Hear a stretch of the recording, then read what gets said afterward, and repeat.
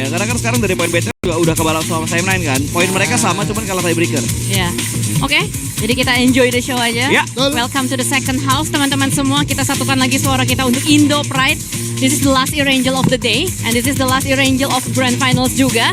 Let's go, kita ramaikan kembali di kolom komentar. Kita bakar-bakar lagi semangatnya. Hashtagnya apa aja, Pak? Indo Pride, Gaspol, dan tentunya jangan lupakan hashtag kawal kebanggaan plus dukung tim kesayangan kalian melalui hashtag tim yang sudah biasanya sering kalian ketik untuk ngedukung tim kesayangan kalian. Karena sekarang kita hanya tinggal menunggu untuk circle pertama akan muncul di bagian mana.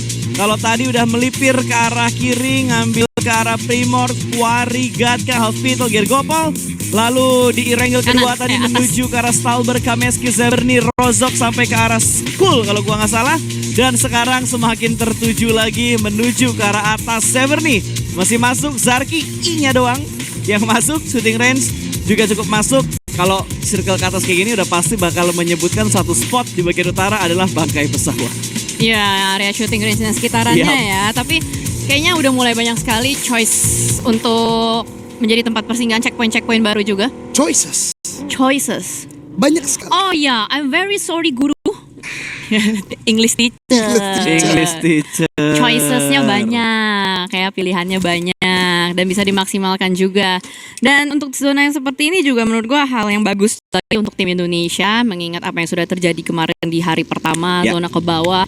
Banyak sekali gameplay yang nggak jalan, tapi ada pergantian pemain. Casper in ya berarti ya? Ya, ganti Azami tadi. Oh, Azami out, Casper in. Ya gue rasa ini menjadi kolaborasi yang lebih bagus sih. Despite of kita ngomongin data, kemarin gue lihat Azami tuh lumayan oke untuk masuk ke data eliminasi ya, eliminator gitu kan. Cuman ya kita nggak tahu apa yang ada di pemikiran dari performance coach, karena kan ada coach Cap yang di sana juga kan. Yes, berarti lengkap ya. Head coachnya ada, terus dari performance coachnya juga ada yang mungkin dinilai bahwa tadi nggak perform untuk Kimen. Mungkin secara data perform, tapi secara gameplay mungkin nggak perform, makanya harus ditarik keluar dan digantikan oleh seorang Casper. Dan ngelihat zona yang menuju ke arah utara, lihat banyaknya tim langsung berbondong-bondong. Alter Ego gue rasa bakal ngelakuin hal yang sama kayak tadi. Mereka langsung dari Lipovka, fast load, buka jalan ke arah Kameski, Stalber. Mereka bakal ambil. Biasanya tuh checkpoint ke arah Stalber, Kameski. Kalau lu nggak ngambil ke arah atasnya Stalber tuh, yang daerah reruntuhan segala macamnya, lu bakal ngambil ke gudang Hejo tuh, yang ada di arah sekitarannya Stalber juga, yang nggak jauh dari Severny. Ya. Itu bisa menjadi pilihan teman-teman semua. Tapi dari pembahasan kedua caster kita menarik sekali, karena zona yang seperti ini itu adalah zona ulangan sebagaimana yang udah disampaikan oleh Pastor dan juga Jelly. Namun yang gue lihat, karena mungkin beberapa tim merasa tidak maksimal di game tadi, misalnya kayak Void Donkey yang bergerak cepat, kemudian juga Boom yang bergerak cepat, ini tidak melakukan sama. Mereka agak berlama dulu, walaupun ya flight path juga berpengaruh juga sih. Tapi di game kali ini mereka coba untuk hal yang baru juga, berlainan dengan Sam9 yang masih melakukan hal yang sama. Tapi kali ini sepertinya mereka lebih mawas untuk melakukan predik, karena nggak bergerak beriringan sebagaimana game Erangel sebelumnya. Sam9 itu menjadi salah satu tim yang paling apes di game sebelumnya, karena dapat school terus menerus, zona akhir baru dipaksa pindah. Makanya mungkin sekarang mereka bermain seperempat dulu, nggak komit terlalu ke arah bagian tengah. Mengingat atas juga begitu terbuka, jadi kayak ada kehati-hatian juga. Kalau gua terlalu tengah juga bisa jadi udah ada orang, atau rumah gua akan diincar banyak tim. Nah itu mungkin menurut gua yang sekarang ngebuat Sam9 masih ada di sekitaran jembatan Georgiopol, teman-teman sekalian. Tapi ya, Sam9 juga sebenarnya dapat keuntungan dari flight path. Flight pathnya lewatin Veripier kan, jadi secara otomatis dapat potongan waktu duluan ya mereka. Duluan. That's why under 4 minutes mereka udah bisa melakukan rotasi menuju ke arah Gunung Georgopol. Ini kita ceritain ya, karena kita bisa ngelihat stream mapnya. Kalau di layar kaca teman-teman memang teman-teman tidak bisa melihat, tapi bisa diimajinasikan. Dan inilah visualnya, visualisasinya. Ini udah ngelewatin choke point yang area gunung dari Georgopol. Tadi sempat agak lama sih sebenarnya di bagian. Nungguin dulu. Ya nungguin, mungkin sambil mantau-mantau juga. The Xavier pun sebenarnya udah ikutan juga, udah mulai gerak dari Pochinki. Ya walaupun The Xavier geraknya terlambat, tapi kan dari segi distance kan Pochinki lebih dalam ya. That's why sekarang beriring-iringan sebetulnya positioning dari The Xavier dan Sam9. Dan gak luput juga di sekitaran dari mereka sudah ada Boom, karena Boom juga dari Rozok. Yeah. Betul, dan ini udah hafal banget kayaknya untuk tim-tim saling memahami banget timing rotasi dari tim-tim lain ya. Karena lu bisa ngelihat DX nggak bentrok sama Boom, nggak bentrok sama BTR juga. Ini kan nandain bahwa mereka udah saling tahu loh. BTR biasanya looting berapa lama, Boom biasanya looting ke berapa lama juga, dan kalau zona ke atas kira-kira checkpoint mana yang bakal mereka ambil, udah pada tahu banget gitu. Makanya nggak ada pertemuan antara DX, Boom dan juga BTR. Padahal kalau kita lihat dari drop zone-nya, Skull Razor kan deket ya. Harusnya waktu lagi rotasi ketahuan bisa diganggu dong. Atau enggak DX mau ngelewatin Skull, DX mau ngelewatin Rozok, kelihatan bakal keganggu lagi. Cuman gak ada gangguan cuy. Nah, inilah yang disebut dengan disiplin. Disiplin. Makanya kan kalau misalkan mau looting juga harus disiplin. Timing misalkan tank 3 menit, disiplin, langsung cabut aja gitu. Karena kalau misalkan bentar ada ini, ada inu, ya lama lagi nanti malah jadinya merusak game plan. Itu sih hal yang menarik ya, karena kan sebelum masuk PM masalah kan semua orang banyak pendapat tentang apakah memang hal-hal seperti basic looting, basic kendaraan itu perlu didikte oleh IGL kepada masing-masing player. Sebenarnya kalau kita berbicara tentang dikte 100% tidak. Tapi ya tadi Jelly mengatakan hal yang sangat tepat buat teman-teman semua yang berkompetitif. Jangan sampai semua variabel itu dibuat bebas. Istilahnya tak terbatas dari mulai jam atau waktu lootingnya, dari mulai vehicle-nya, ya udah sesuai ada apa enggak, deket kita atau enggak, itu jadi nanti mungkin masalah baru. Nah itu yang ngebuat sekarang di minggu ketiga sebagai grand final ini udah mengerti. Pasta tadi mengatakan kok bisa nggak tembakan, kok bisa nggak saling poking. Ya tadi udah mengerti behavior lawan. Yang kedua, masing-masing tim juga punya objektif saat ini gitu loh. Lu ketinggalan di bagian Rozok Selatan, udah pasti karena bagian atas tuh deadlock. Kemungkinan besar lu akan tereliminasi karena semua choke point-nya pun juga checkpoint-nya pasti banyak yang nunggu. Nah ini yang ngebuat lagi-lagi grand final day terakhir ya, semuanya objektif utama tentunya ngamanin variabel paling liar yaitu zona. Jadi mereka cepet banget karena tengah. Benar, dan temponya tuh kelihatan banget gitu. Kalau di hari pertama, hari kedua, apalagi di babak group stage kemarin di babak liga tuh kayak wah dar der dor kayak. Gue inget banget ya, hari pertama aja Irangel tuh ada berapa fight di early game gitu. Masih buat cutting rotasi, masih ada rebutan mobil. Tapi semakin kesini ya udah habitnya grand final gitu. Hari ketiga dengan jarak poin yang tipis juga, makanya semuanya pada objektif semua untuk masuk ke arah zona. Pasti gua rasa ya mereka ngincer tuh seenggaknya 3 circle awal mereka aman dulu. Ya, sisanya kan baru tuh. Kayak tinggal decision lo seperti apa, ngambil celah yang ada tuh kayak gimana, atau lo mau main ngambil resiko barbar, atau lo mau main lebih objektif lagi, lebih safety lagi, kan semua bergantung dari 3 circle lo bisa aman atau enggak gitu. Dan 3 circle ini lo masih bisa nahan enggak dengan 4 pemain atau udah keculik 1, itu pasti bakal mempengaruhi nanti untuk circle 4, 5, 6 atau sampai ke 9 nanti. Dan ini ya yang sudah terpampang di layar kaca, di mana cukup banyak tim untuk mengamankan bagian center dari stage yang pertama atau dari circle yang pertama.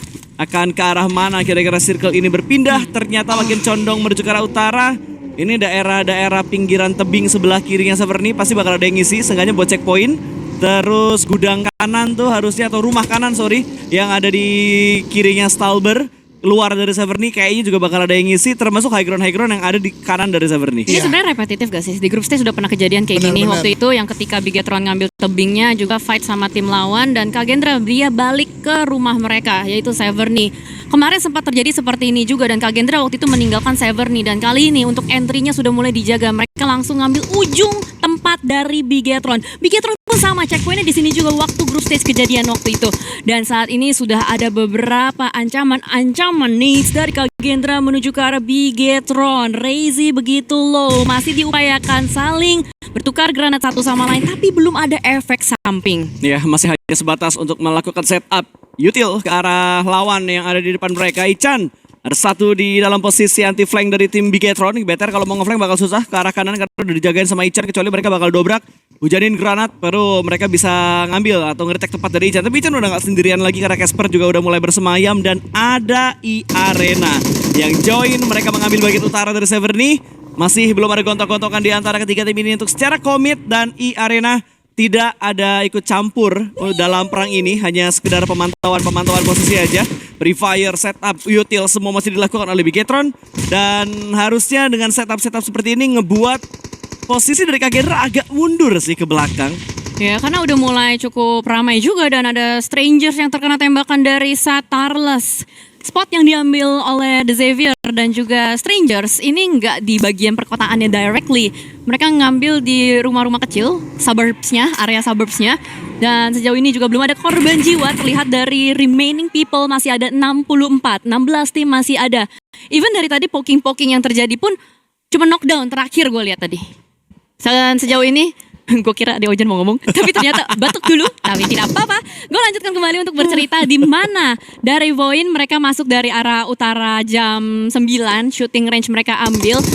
Area jam 6 sampai jam 7 ini rame dahsyat cuy. Ada RRQ, ada Sidal, ada Sam9, ada Vampire juga. Shooting range sepertinya akan ditinggalkan sebentar lagi oleh Vampire. Karena ini juga spot yang sebenarnya kalau lu udah ngambil itu, lu ngepron, udah kuncian mati gak sih Jan? Udah nggak bisa kemana-mana lagi karena bukitnya dimainin. Kemudian juga bukit atas dari bagian shooting range juga bisa dimainkan. Makanya Vampire mengerti, gak perlu kita bermain di bagian pinggir-pinggir ini, main di bagian shelternya aja. Main di bagian gorong-gorong, bukan gorong-gorong ya, shelter betul. Shelter yang bisa dimainkan atau rumah kecil di bagian atas kanan. Sebagaimana mungkin Tonikia tadi mau mainkan ya. Jadi ya memang deadlock sekali di titik itu karena semua tim ini masih dibaca lagi nih. Benarkah Severnnya akan menjadi zona akhir atau tidak? Karena kalau iya, mereka masih worth it untuk bermain di bagian Severnnya. Kalau tidak, tempat Alter Ego. Ini tempat paling prime. Itu gudang ini hijau adalah kan ya? rumah ya, gudang hijau di bagian atas. Yang dimana untuk melakukan push ke arah bagian sana pun nggak mudah. Ya. Karena begitu open sekitarnya. Dan Alter Ego, kalau lawannya cuma satu tim nih ya, harusnya akan sangat mudah melakukan defensif. Tapi kalau dua tim lebih, di mana pintu masuk 1 dan 2-nya itu diambil, ya Alter Ego sulit juga untuk melakukan defensif. Iya karena memang dari seberang Alter Ego pun sudah ada tim Flash yang ngambil perumahan-perumahan kecil dan nampak di area sekitaran dari tim Flash, Alter Ego. Sebetulnya sudah ada satu tim yang sedang berkeliaran, lagi-lagi Osja. Kita bisa bercerita bagaimana mereka akan ngambil outer, mainin outernya lagi. Boom sih yang agak sedikit berbeda gameplay mereka untuk di hari ini. Tidak banyak waktu atau survival time mereka sampai ke late game. Bahkan fight demi fight pun bisa dikatakan gagal. Padahal kita tahu Boom itu kalau misalkan fight kecenderungannya cukup oke ya kan pada biasanya. Utilities Ya. dimainkan, lalu juga untuk di follow up dengan tembakan-tembakannya cukup oke. Tapi kita akan bergeser menuju ke arah Osja Thailand yang tadi sempat kita bilang ada di bagian tebing-tebing outer zona. Kali ini bertegur sapa dengan tim Secret. Satu granat dilontarkan Soaz. Almost knockdown, hampir saja. Ada balasan Nis menuju ke bagian bawah. Tapi Boom yang mendapatkan satu pemain dari Osja Thailand. Ya karena Boom dari tadi rotasinya nggak langsung tabrak menuju ke arah zona, tapi mereka pengen nge-clearing dulu bagian luar dari zonanya supaya nggak ada yang ngekor ke arah bokong mereka ketika mereka ingin fokus ke arah depan dari bagian circle yang ketiga. Dan 1 poin eliminasi sudah didapatkan oleh Boom Esports atas kelengahan dari tim Osja. Dan setelah Osja ngedapetin 1 tembakan dari Boom, kayaknya mereka akan sedikit mengurungkan niatnya untuk melakukan lock angle commit ke arah pemain-pemain dari tim Secret ya betul, karena Secret juga ke lock kan sama Osja juga, jadi kayaknya nggak bakal ada commit di antara 3 tim ini karena gue lihat Secret kayaknya udah mulai berpindah untuk mencari tempat rotasi yang lebih nyaman. Sementara Void nih, tadi kelihatannya lowong banget mereka di sebelah kiri, tapi begitu zonanya ke arah kanan udah ada beberapa tim yang ngebalap rotasi mereka, termasuk dari Vampire. Sam9 juga berpotensi untuk ngebalap dan ngejegal pergerakan dari tim Void. Bahkan sudah mulai ada tembak-tembakan usil yang datang dari seorang Viren. Untungnya gak ada yang tumbang dari tim Void. Bahkan Potato berhasil ngacir begitu saja, tapi masih ada pandangan dari Mika dan 4 vehicle dari Void tentunya ngebuat Sam9 jadi agak bingung. Mau ngincer yang mana kira-kira gua? Iya, mereka beriring-iringan seperti parade dan sejauh ini survive 4 pemainnya walaupun memang ada vehicle yang rusak dan harus direlakan tadi. Cukup nekat pergerakan mereka. Nah itu dia kenekatan yang akhirnya membuat 1 pemain knockdown. Sementara dari Flash dan Osja masih terus bertegur sapa. Void dan Ki sudah kehilangan 1 pemain. Osja dan juga tim Secret sepertinya masih terus ngotot. Ring tinju mereka geser menuju ke arah jam 3 beriringan juga dengan Boom Esports. Ini dia untuk visualisasinya, kalian bisa lihat di map reveal seperti apa. Zona akan berpindah dalam waktu 3 detik. Inilah the moment of truth dari stage 3 menuju ke arah stage keempat keluar dari Sever nih. Ini kayaknya nggak semuanya bisa selamat dari server ini ya. At least 2 selamat, yang sisanya enggak lah. Atau hanya 1 yang selamat antara BTR, Kagenda dan juga tim E-Arena. Sementara tim Spirit, iya benar, tim Secret, sorry bukan Spirit. Secret. Kenapa Spirit ya? Udah pengen buru-buru global ya. Masih tim Secret kali ini yang sudah terpantau ya. 2 anggota mereka akan knock dan Bikitron bakal langsung tabrak menuju arah common dari tim Voidogia ini. 1 tumbang, bahkan kali ini 2 tumbang dengan sangat mudah, tapi trade talk terjadi. Karena Bikitron juga tumbang 1 dan Sam9 akan join menjadi third party. Ditabrak langsung begitu saja, Yuhai touchdown dan Bikitron. Mereka pulang dengan cepat begitu Sam9 mendekat, tapi revive dengan begitu tenang masih dilakukan oleh seorang Potato dan terlihat harus dari bagian luar. Sedang ada revive yang diupayakan oleh pemain-pemain dari tim Point, tapi Sam9 gak bisa masuk karena dijaga oleh Stranger. Wah gila, ini menjadi gubuk berdarah dan sangat rugi sekali. Bikitron pulang terlalu dini dan tiba-tiba E-Arena Sakura, what happened? Apa yang dia lakukan? Tiba-tiba tiba-tiba masuk dan satu granat dari Reza yang menyelesaikan nyawa dari Sam 9 out from the game. Arena mainnya tubruk ugal-ugalan, gak jelas banget tapi poin Dangki sedang digelar. Dan ternyata malah Potato yang selamat, poin Dangki survive. Sebuah miracle. Menurut gua ini miracle, coy. What a play, Gila. bro. Mereka selamat Gila. dari BTR. Sebentar, Mereka selamat dari Sam 9. Mereka selamat dari EA. Gue mau mencerna dulu nih. Ini sangat cepat, men. Ini gubuk berdarah ya, cuy. Iya. Harusnya. Wah, ini kalau di Indonesia ya dijadiin film ini. Oh, oke. Film horor nih Pas, jadinya pas, nih. itu dia. Wah, Tapi gila. oke, let Wah, me gila break sih. this thing Wah. down ya teman-teman ya. Oke lah, Bigetron pede tadi itu fight karena bagian depan. Tapi balik lagi selalu seperti itu gitu loh. 4 punya 1 kek defending belakang terlebih dahulu. Emang sih terbuka dari kompon yang ada di bagian dari Stranger, kebuka dari tim The Xavier. Tapi nabrak 4 kayak gitu dengan blinded dan knockdown satu persatu itu enggak banget. Sam 9 juga coba ngambil kesempatan, lagi-lagi blinded, nggak dapat info, nggak banget juga. Util bahkan nggak ada yang masuk tadi ke dalam gubuk deritanya Void. Jadi apalagi Arena nyetor nyawa tadi. Iya. Ini nyetor nyawa kah, Bum? Alhamdulillah ya Allah masih bisa Aduh, nahan. itu- Gua tuh agak traumatik ya begitu ngelihat gubuk yang pertama tadi, tapi oh my god. Ya Tuhan. Gubuk kedua nih. Gubuk kedua, bro. Aduh, tema game ini gubuk derita, gubuk berdarah. Lu mau tau fun fact? Seorang Dona Fiska yang lagi rebahan jadi duduk untuk nonton. Seru, soalnya ini seru Betul. banget. Apalagi dari Kak Gendra juga bakal nge-push sepertinya ke tempat dari Strangers. Mereka mau retake. Dan ini dia 2 pemain dari Kak Gendra. Selamat tidak dong. Acul, pahit, astaga. Kak Gendra juga hilang. Sebentar, ini kenapa banyak sekali tim Indonesia yang ngerasa gerusuk deh. Tadi kayaknya topik pembicaraan kita di awal semua bermain dengan lebih safety, lebih tenang, lebih objektif. Tapi kayak objektifnya udah nggak cuman ke arah kompon buat ke late game ya, udah objektif poin yang mereka kejar untuk bisa mendapatkan tambahan dari eliminasinya. Dan sekarang pom bensin mungkin bakal diledakkan oleh pemain-pemain dari tim RRQ Time, hanya bertahan di bagian dalam 1 pemain saja, 2 orang lainnya menahan di bagian luar dengan forting vehicle yang mereka punya saat ini. Sementara RRQ sedang mengumpulkan niat dan keputusan yang tepat. Tabrak atau main dari luar aja? Masih ragu ini RRQ. Soalnya pasti secara otomatis dengan adanya tadi fight yang terus terjadi, itu pasti IGL ngebaca elimination feeds. Pasti sedang berusaha untuk menganalisa apa sebenarnya yang terjadi di luar sana. That's why kali ini dari RRQ harus lebih tenang. 1 util sudah dilontarkan menuju ke arah bagian dalam. Tem Entertainment. 4 pemain masih ada. 4 pemain sudah set up. 1 nades kembali dilontarkan sangat jauh sekali, tapi RRQ masih selamat. Dan ini dua-duanya akan berusaha untuk merebut dan mempertahankan pom bensin. Sementara Nerpehko juga kayaknya nggak akan ada sebuah fight yang barbar. Nih nunggu opening knock-nya dulu sembari melihat di yang luar nge-split Genfos sana. itu? Apa? RRQ yang nge-split Genfos. Genfos, Ya. yes, Genfos. Emang biasanya Genfos yang nge-split untuk ngejaga di area backline biasanya. Tapi gak tahu deh ini angle dari Genfos bisa cukup atau enggak untuk nge-cover teman-teman dari RRQ. Tapi ternyata alter ego di luar sana sudah bertegur sapa dengan The Savior. Ada satu pemain alter ego yang knockdown. Dari RRQ pun masih terus dengan taktik ancamannya, tebar teror. Itu dia teror nades dari Lapar yang connect menuju ke arah 1 pemain Tem Entertainment. Bakal ada balasan sepertinya dari Brad menuju ke arah bagian depan. Tidak kena siapa-siapa dong karena tidak ada orang di pohon itu. Apakah akan ada knock 1 rush dari tim RRQ, tapi belum ada gerakan-gerakan pertanda mereka ingin menabrak menuju ke arah pom bensin. Malah Tony K yang touchdown di sebuah tiang sutet cukup dekat dengan tim RRQ. Peko sudah mulai merespon dan memperhatikan gerak-gerik dan follow up dari pemain-pemain VP yang lainnya. Tapi RRQ mereka mengubah target untuk menabrak menuju ke arah tim Vampire karena mereka tahu hanya ada 1 yang touchdown di sebuah tiang sutet itu, dan Tony K langsung berhasil mereka lenyapkan begitu saja dan mundur lagi. Oh ini ganti plan ya. Mereka nggak jadi komit menuju ke arah pom bensin.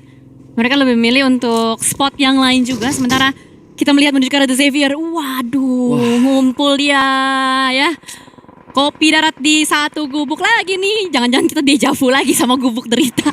Tapi dari tadi yang ada di gubuk yang selamat itu masalahnya. Itu. Poin tadi duluan ke gubuk dia selamat. Iya. BTR nabrak, Semne nabrak, IE nabrak, gak ada yang selamat. Tapi Vampire bakal ditabrak. Bang, pelornya habis. Nuzi lupa reload. Ya ampun Nuzi. Lupa reload, dia terlalu asik menembak dan membuat Vampire pun lampunya mati. Ini membuat Xavier nyaman di peringkat mereka sekarang karena mereka masih berempat. Mereka mendapatkan 1 eliminasi. Alliance bahkan dibuat babak belur. Hanya tinggal Keluk yang tersisa. Sebuah granat dilemparkan, tembakan menjadi penghalang untuk tim Alliance kali ini. Hanya ada 1 pohon yang bisa digunakan untuk bersembunyi. Bahkan sudah ada oplosan-oplosan utility. Smoke, granat, molotov, semua dilemparkan. Tapi Keluk apakah bisa bertahan dari granat ini? Ternyata dia masih bisa bertahan dengan timing healing yang begitu tepat. Tapi masih dihujani granat. 2 granat bahkan dilemparkan Keluk. Bisa menghindari yang pertama, dia mundur menjadi ninja dengan smoke yang sudah dia pop up. Tapi berapa lama dia bisa bertahan? Ternyata udah gak lama-lama lagi bro. Ampe gua kecekek barusan. Sebuah jeritan laki keluar dari mulut gua. The Xavier tersenyum dengan sangat lebar, ampe giginya kering. 1, 2, 3, 4 tim di bawah dari The Xavier mati lampu semua. Dan what happened? Gue gak ngerti apa yang ada di pemikiran 4 tim tersebut. Sepertinya mereka punya motivasi dalam otak mereka. Dan mungkin pep talknya adalah lu main pede, lu main gila. Dan itu yang terjadi di beberapa tim. Tapi masalah kalkulasinya ini kayak fail semua. Kalau Sidal gue gak tahu ya. Tadi itu dia memang posisi udah kejepit. Itu adik lu kalau selamat itu juga miracle kembali. Itu udah kayak keajaiban. Boindang kayaknya masih selamat tuh. Ini ya kalau gue lihat ya, nyambung Jan? apa yang lu sampaikan tadi. Iya. Kayaknya justru tim-tim yang lagi di bagian atas, mereka seperti gak mau kehilangan momentum untuk gue tetap berani nih fight. Gue tetap berani nih, karena yang di bagian bawah harusnya dak-dikduk sekarang. Benar. Tapi ternyata fokus dari tim-tim yang ada di bagian papan tengah sampai bawah itu justru lagi dalam prime conditionnya. Dari tadi push-push yang menurut gue yang gak banget gitu loh ya kan. Gak ada backup di bagian belakang, utility gak masuk, adu tembak di tempat yang informasinya belum jelas gitu loh. Itu yang tadi ngebuat tim-tim di bagian atas semuanya hilang satu persatu. Iya, dan lu lihat DX deh. DX tuh 1 shake ya, bertiga. Tapi satunya masih nge-split. Masih jadi watchtower gitu. Parajinnya masih nggak nyatu gitu. Mungkin mengantisipasi kalau tiba-tiba gubuk ini menjadi gubuk derita. Makanya masih ada satu orang lah at least selamat dari tim DX. Itu yang sedang mereka pikirkan. Dan gak banyak compound, perumahan, shake atau apapun itu yang bisa dimainin di circle yang sekarang. To be honest ya, apa yang dimainkan oleh The Xavier ini adalah counter main dari orang-orang. Di saat orang-orang berpikir gue main agresif, dia main di tengah-tengah bertiga di satu gubuk kecil. Siapa coba yang bisa mikir bertiga di dalam di gubuk kecil? Coba. Itu Xavier. Ada Voin, tapi Bonyok tinggal 2. Ya kan kalau Voin menurut gue karena dia udah sisa berdua mau ngomong ambil tempat itu kan. Benar. Kalau The Xavier lu masih berempat dan kok bisa kepikiran hal tersebut. Tapi ya udah ya, ntar kita saksikan seperti apa. Apalagi tempat The Xavier ini masih menjadi magnet atau poros dari zona. Voindangki memang ya mereka selamat di bagian seperempat zona. Tapi berapa mata yang melihat, berapa mata yang pingin untuk retake tempat dari Voindangki. Apalagi itu udah lekukan juga yang enak banget buat dijadikan checkpoint. Masalahnya ya tempatnya Voin ini tuh enak cuy. Enaknya tuh dalam arti ini loh. Dari lootingan itu gak bakal habis cuy. Berapa banyak kotak deket check itu coba. Setorannya banyak. Granat habis, ngambil lagi. Pelor habis, ngambil lagi. Cuman gua rasa yang bakal di-refill terus-terusan sama Voin adalah granatnya sih. Dan dari tadi kan kayak silih berganti, smoke ngambil util, ngambil util lagi, smoke lagi ngambil util lagi gitu. Jadi makin terselamatkan posisi mereka untuk saat ini. Dan yang lagi diantisipasi sama Voin adalah kalau tem nabrak, mereka harus bisa untuk ngatur timing granatnya supaya tepat. Jadi begitu temnya touchdown, kena granat, knock, mereka bisa counter cepet. Itu bisa ada di dalam buku teori. Tapi play zone atau blue zone yang memakan satu pemain terakhir atau satu pemain backline dari The Xavier. Dan sementara Alter Ego Ares berputar-putar saja nabrak ke arah satu tempat dari RRQ. Ada trading knock yang terjadi antara RRQ dan juga Alter Ego Ares. Genfos masih selamat melihat ke arah bagian depan ditembak, tapi ternyata itu adalah Esozip yang mendapatkannya. Dan ternyata Alter Ego Ares pulang menuju ke arah bagian lobby, tidak jadi survive sampai ke late game. RRQ selamat dan zona menuju ke arah The Xavier. Circle ke-7 condong banget menuju ke arah DX. Dan sekarang mungkin bakal diganggu sama tim Flash. Dan Flash bisa mendapatkan satu Lamborghini tumbang begitu saja. Belum ada regroup dari anggota DX kali ini. Tapi sepertinya udah mulai dari grup yang bakal mereka lakukan. Tapi granat bakal dilemparkan. Gila, ini Flash nekat banget cuy. Mereka lawang banget loh itu. Sumpah cuma smoke doang yang mereka punya dan mental yang ada di dalam diri mereka untuk men-retake tempat dari tim Xavier kali ini. Ada sebuah granat bakal dilemparkan kembali, tapi 3 pemain dari tim Flash sudah mulai tumbang. Ada revive yang bakal mereka upayakan, tapi smoke-nya hilang. Smoke-nya menjadi pengkhianat untuk tim Flash. Dan ada granat yang bakal dilemparkan, tapi revive-nya berhasil. Masih dihujani peluru panas oleh pemain-pemain DX kali ini. Para Jin tidak terselamatkan kembali, tapi granatnya connect. Sayang banget hanya bisa mendapatkan 1, padahal kalau kita lihat dari posisinya, itu bisa buy one get one. Benar, secara penglihatan seperti itu, tapi ada obstacle, ada tempat-tempat yang bisa dijadikan hiding spot sementara Oh my waktu. God. RRQ bertegur sapa dengan Time Entertainment, tapi fokus masih menuju ke arah The Xavier. Itu dia masih selamat di dalam gubuk benteng mini yang dibangun. The Xavier cukup kokoh dan juga tim Flash. 1 pemain yang masih aktif sedang berusaha untuk merevive kawannya di belakang batu. Tidak ada nades dari Nadeti. Gua gak tahu teman-temannya masih ada nades atau tidak, tapi RRQ berpesta. RRQ masuk dari arah jam 6 dan terus sedari tadi Time Entertainment dicegal oleh RRQ, tidak mampu untuk touchdown lebih dalam lagi. Dan secara nggak langsung Void itu di cover sama RRQ. Betul. Dan Time kayaknya tadi ragu-ragu deh. Kalau misalkan Time gak ragu, kayaknya mereka bakal tabrak Drakomon dari Void gitu. Cuman gara-gara mereka ragu, akhirnya mereka malah kontes ke arah tim RRQ. Dan Time pun sudah dipulangkan menuju ke arah lobby. 2 tim Indonesia bertahan sejauh ini. Tapi The Xavier, mereka masuk ke late game. Ini yang berbahaya. Kalau mereka tambah lagi jumlah elimnya, tapi Razak pandangannya begitu detail untuk mendapatkan 1 celah, mendapatkan pemain-pemain dari tim Flash. Tinggal 1 pemain saja. N berhasil dilakukan, poin ke-7 untuk Elim didapatkan oleh Void Donkey ID dan hanya Bowzy yang tersisa kali ini, tapi RRQ di sisi lain mendapat tembakan dari The Xavier. The Xavier juga ternyata sembari nge-defense, sembari melakukan offensive. Bose masih terus ngegulung-gulung gaming saja karena itulah yang tersisa healing from-nya. Sementara dari RRQ mulai melakukan penekanan, pressuring menuju ke arah Void Donkey. Wah, zona. Teror sudah mulai ditebar. RRQ 3 pemain, 4 pemain bahkan masih selamat karena sedari tadi mereka yang terus ngejaga dari arah selatan. Satpam zonanya adalah RRQ. Kita bergeser menuju ke arah The Xavier. Please. 1 melawan 3. Granatnya connect menuju ke arah 1 pemain, yaitu Lamborghini. Lagi dan lagi Lambo knockdown untuk yang kedua kalinya karena nades-nya hujan granat terjadi kembali. Please. 1 melawan 1. Akankah nades berikutnya yang akan menghentikan langkah kaki dari The Xavier? Here we go, the moment of truth. Ternyata mantul. Dikasih nafas lagi The Xavier-nya, dan The Xavier udah nggak punya nades lagi. Flash udah nggak punya nades lagi. Utilities sudah 0 dan itu adalah molotov terakhir dari Bose. Ini dia, the moment of truth.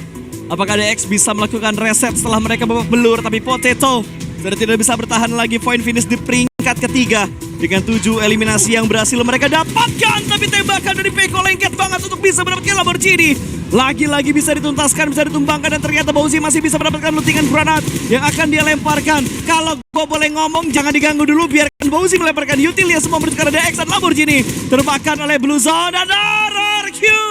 The King is back, but too late. Tapi nggak apa-apa, lebih baik terlambat daripada tidak mendapatkan chicken. Dan congratulations RRQ bisa mendapatkan chicken pertama mereka